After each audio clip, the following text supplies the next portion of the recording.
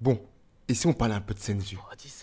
Salut à tous, j'espère que vous allez bien. Aujourd'hui, on va parler d'un personnage qui a longtemps divisé une bonne partie de la communauté. En effet, alors qu'une bonne partie de la bataille du Kanto Manjikai face au Tokyo Manjikai, les actions du personnage ont été plus que détestables, eh bien une bonne partie de la communauté ont commencé à changer d'opinion. Et je vais pas faire le mec, j'en fais partie.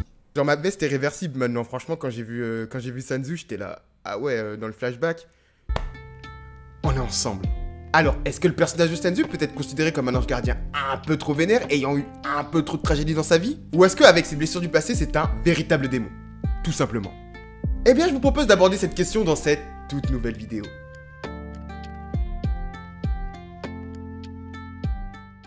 Bon, pour commencer, je vous propose d'aborder les éléments qui plaident dans la faveur de Senzu. J'ai l'impression d'être dans un tribunal. Et pour ce faire, on va se plonger dans le récent flashback de Shinshiro. En effet, comme j'ai pu le dire au début de cette vidéo, la présence du personnage dans ce passage de quelques chapitres permet d'en apprendre plus sur sa psychologie, et cela commence par l'accident de Maiki. Contrairement à la timeline de Takemichi où ce dernier avait été marqué au visage par le capitaine, cette fois-ci c'est en étant témoin de la chute de son ami dans les escaliers sans pouvoir rien faire que ce dernier évoluera dans la première timeline. Ainsi, c'est quelques années plus tard qu'on retrouvera le personnage à sa sortie de prison. Ouais, et si je m'arrêtais là, ce serait pas forcément un argument en la faveur de Senzu, n'est-ce pas? Alors, abordons sans plus tarder les raisons de sa présence en détention. Dans le flashback de Shinshiro, on apprend que Senzu a fini en prison pour avoir tranché un ou plusieurs de ses amis. Et même si son acte paraît assez vénère, eh bien ce dernier l'a fait pour protéger l'honneur de Maiki, à ce moment précis, tétraplégique. Et sa discussion avec Shinshiro va confirmer que le personnage est profondément concerné par la situation de son ami, et cela peut être plus ou moins justifié. En effet, ce qui est présent dans la timeline de Takemichi et qu'il est également dans celle de Shinshiro, c'est le fait que, étant petit, le personnage vouait une admiration totale pour Maiki, et cela nous est montré à travers les paroles qu'il prononcera à sa petite sœur, Senju. Ainsi, on peut s'imaginer que c'est en voyant son ami et modèle de vie finir dans un tel état, et ce, à cause d'un accident sans qu'il puisse rien faire, qu'un sentiment de protection s'est manifesté envers le personnage. Et ici, en l'occurrence, il s'agit de protéger son honneur. Bref, c'est après son passage au pénitencier que le personnage va finir par se calmer. Enfin, on aura seulement quelques images de lui pendant quelques semaines. En effet, après avoir constaté la situation irréversible de Maiki, et avoir également appris les sacrifices que Shinshiro Sano a dû faire, ce dernier commencera à s'inquiéter pour le personnage, ce qui encore une fois nous montre son côté ange gardien. Et c'est malheureusement au moment où il décidera de lui rendre visite, après la mort de Maiki, que ce dernier assistera sans rien faire au suicide du personnage. Un bon événement qui provoquera le bond temporel de Shinshiro et qui viendra impacter Senzu qui deviendra le déclencheur de ce dernier. En somme, que du positif pour le personnage, sachant qu'aucun acte violent vénère n'est à déplorer. Et malheureusement, ceci ne va pas durer. Mais comme tout à l'heure, je vous propose de vous plonger dans la fin de ce flashback et dans la trame principale pour trouver des éléments qui pourraient justifier sa conduite. En effet, suite au retour de Shin, les souvenirs de Senzu seront réécrits, ou plutôt de nouveaux souvenirs seront présents dans son esprit. Ainsi, ce dernier se retrouvera chez lui, après avoir assisté aux funérailles de l'ancien capitaine, dans une réalité où Maiki n'est pas mort et est maintenant à la tête d'un gang appelé l'Ottoman. Et bien que cela n'est pas abordé, le personnage va forcément se souvenir du jour où il a obtenu ses cicatrices via les pulsions sombres de Maiki. Et c'est après la mort de Shin que Senzu décidera d'intégrer l'Ottoman pour se rapprocher et protéger Maiki cette fois-ci de n'importe quelle menace. Une décision qui pourrait faire sens après avoir entendu de la bouche de Shinshiro Sano les sacrifices et exploits qu'il a dû réaliser pour sauver son petit frère. Bon, jusque-là tout va bien, mais continuons. Discret dans un premier temps, c'est lors de l'arc Tenjiku que son comportement va devenir ambigu, puis très belliqueux après la bataille du Kanto, et encore plus violent et radical pendant l'arc du Boten.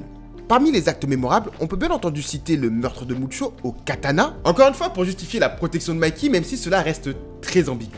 Et si je devais m'avancer et expliquer cela, je dirais que c'est peut-être parce que le personnage a constaté les effets de la malédiction sur les personnes qui tentaient de la contrer, que ce dernier aurait finalement décidé d'accompagner Maiki dans sa chute dans les ténèbres. Et cette conduite aurait tout simplement pour but d'accompagner le personnage jusqu'à sa fin inévitable. Et ainsi, grosso modo, voici les points qui justifieraient le côté ange gardien de Senzu. Mais avant d'aborder la question sur son statut, eh bien je vous propose d'aborder les éléments moins justifiables de ses actes. Et pour cela, on va reprendre son passage en prison. En effet, comme j'ai pu l'aborder au début de cette vidéo, si Senzu s'est retrouvé en prison, eh bien c'est pour avoir voulu défendre l'honneur de Maiki. Et bien que cela est tout à fait respectable, tuer était sans aucun doute quelque chose de beaucoup trop extrême, alors qu'une simple raclée aurait déjà été plus acceptable. Alors on ne sait pas si les mecs qu'il a tranchés sont morts, mais j'imagine que oui. Mais le point le plus important que je souhaite mettre en lumière dans cette vidéo, eh bien c'est son côté belliqueux. Et c'est pas le fait de tuer qui pose problème. Enfin, si. Attendez, laissez-moi terminer. Encore une fois, c'est les circonstances dans lesquelles le personnage décide de le faire. En effet, si le simple fait de tuer serait un élément qui le classerait comme démon, alors nous pourrions discuter du cas de Shin. Ici, ce qui nous intéresse, ce sont les circonstances. Lorsque Shinjiro a tué le SDF, c'est qu'il ne pensait ne pas avoir le choix. Une option qui serait obligatoire pour sauver son petit frère, et d'ailleurs, on a pu voir que le personnage éprouvait de forts regrets concernant son acte. Et en ce qui concerne Senzu, eh bien on a l'impression que c'est l'option numéro 1 pour résoudre un problème. Et c'est clairement son côté belliqueux qui pourrait le classer en tant que démon. Sachant que la plupart des tentatives de meurtre, ou même les meurtres qu'il a commis, eh bien n'étaient absolument pas nécessaires. En effet, si on prend le cas de Mucho, après la bataille du Kanto, bien qu'il avait trahi Ultoman et Mikey, la détermination du capitaine ainsi que la mort d'Izana ne faisait plus de lui une réelle menace, étant donné que les deux événements avaient provoqué en lui une remise en question. Prenons également la tentative de meurtre massive sur l'Ottoman. Ici, bien que ce dernier constituait un obstacle sur la route de Mikey qui avait décidé de s'enfoncer dans les ténèbres, eh bien les tuer n'était pas non plus nécessaire car la malédiction du SDF aurait bien fini par faire le taf. Et malgré sa mission de protection et la justification qu'il a donnée au dernier chapitre en disant que c'était à cause des pulsions sombres qu'il avait décidé de suivre Mikey dans les ténèbres, eh bien son côté extrêmement belliqueux s'est manifesté bien avant que le capitaine sombre dans les ténèbres. Et ainsi, c'est pour ça que son rôle est assez ambigu toute une partie de l'œuvre. Tantôt, il se réjouit de l'apparition des pulsions sombres et de la montée en puissance de Mikey, ce qui signifie qu'il plonge de plus en plus dans les ténèbres, et tantôt, il justifie ses actions comme étant de la protection vis-à-vis de Mikey. Et le dernier argument que j'aurais à vous donner, eh bien ce sont ses interventions dans les timelines du futur. Ici, bien qu'on voit le personnage réellement 2 fois dans les timelines du futur et qu'il semble avoir conservé sa volonté de vouloir protéger Mikey, eh bien le meurtre semble monnaie courante. Et d'ailleurs, il semble même y prendre plaisir. Au début de l'arc Boten, on peut le voir fou comme jamais, alors que sa mission est d'éliminer des ennemis du Boten, ce ordre de Mikey, quelque chose qui renforce son côté ambigu.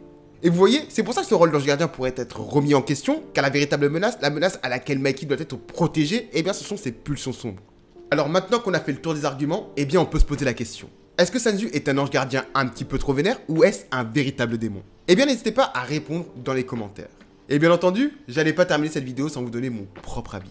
Alors personnellement, je pense que Senzu pourrait être considéré comme un ange gardien, mais un ange gardien qui s'est perdu et dont la seule volonté, le seul objectif, eh bien ce serait de protéger Mikey. Et j'avoue que le reste, il s'en fout. Et c'est bien pour ça qu'il pourrait être considéré comme un démon. Et donc du coup, je pense que ça dépendra du point de vue que vous déciderez d'adopter. Mais quoi qu'il en soit, j'espère que vous aurez aimé la vidéo car le format est un petit peu différent. Et si c'est le cas, n'hésitez pas à liker, à vous abonner, à rejoindre le Discord. Bref, vous connaissez et les 3 actions me font plaisir. Et en ce qui me concerne, eh bien il me reste plus qu'à vous dire de bien vous porter. Et puis je vous dis à très bientôt.